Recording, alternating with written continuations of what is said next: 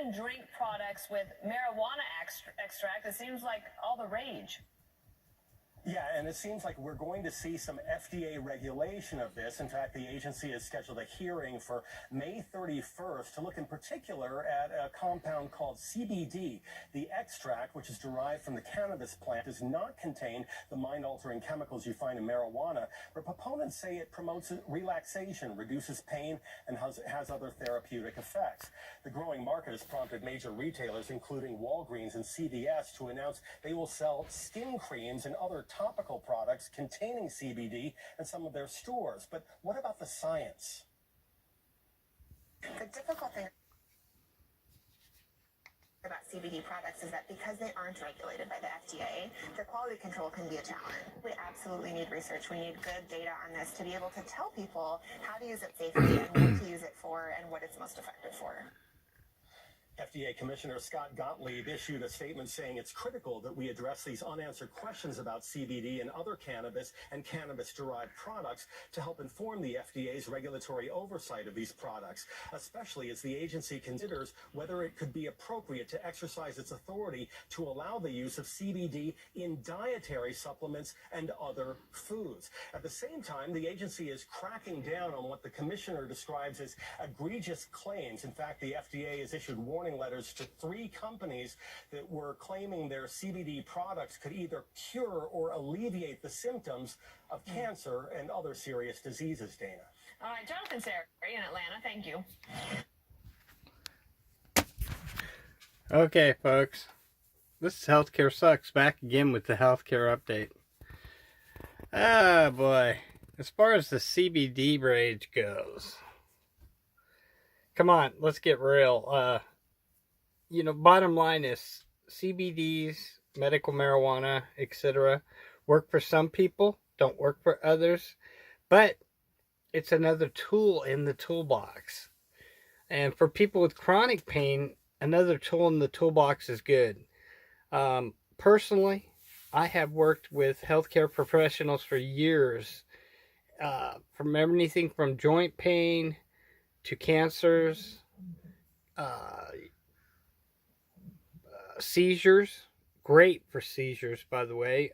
My wife personally uses it, and she got off all the medication, the terrible Neurontin, bunch of garbage crap they give to people for seizures. With that being said, again, FDA approved this, FDA approved that. We all know that's the money talking, and that's the people that if you put $1 in their back pocket, they'll say anything's good. And if you don't put $1 in their pocket, then they'll cut you off and they'll say it's bad. So, personally, I think CBD stuff is a good thing. I think people should try it. Personally, I think if you're going to do medical marijuana, start at a very little bit. If you're going to do the edibles, get some cookies, eat a 1/10 of a cookie the first time. And that's it for the whole day. 1/10 of a cookie. If you don't feel nothing, start over again another day. Eat 2/10 of a cookie. The problem with the medical marijuana, smoking, eating, whatever you do with it, a lot of people jump into it head first, like diving in a river and you don't know where the rocks are.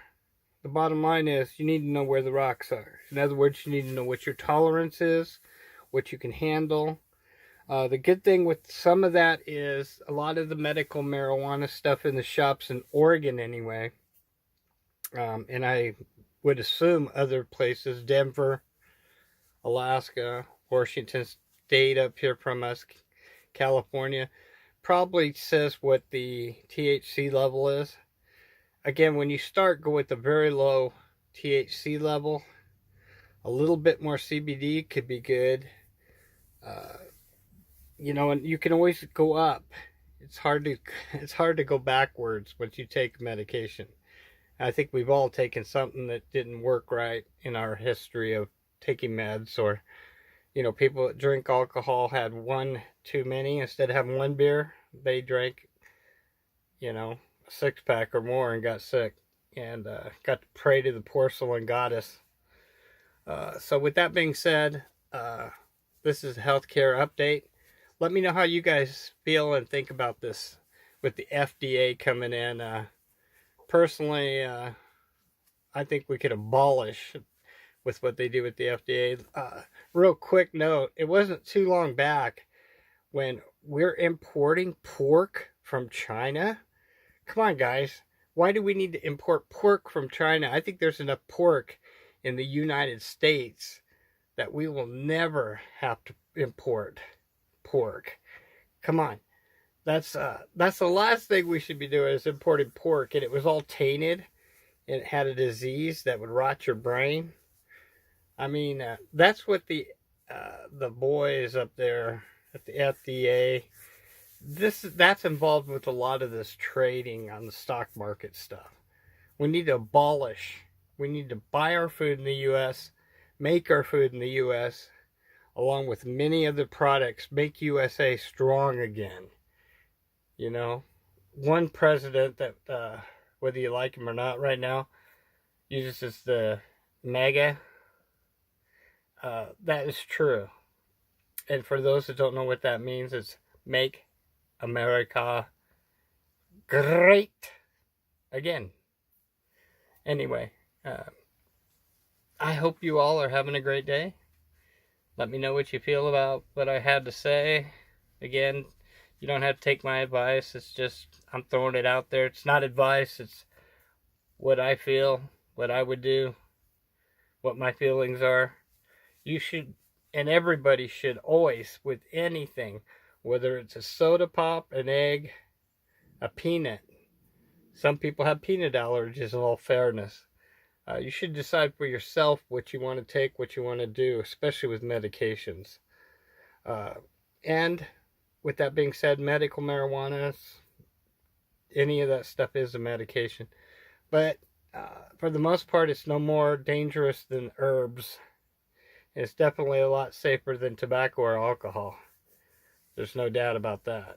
So, if you do partake in marijuana, drive safe, know your limits, and have a great day. And remember, as always, healthcare sucks. This is Troy, over and out.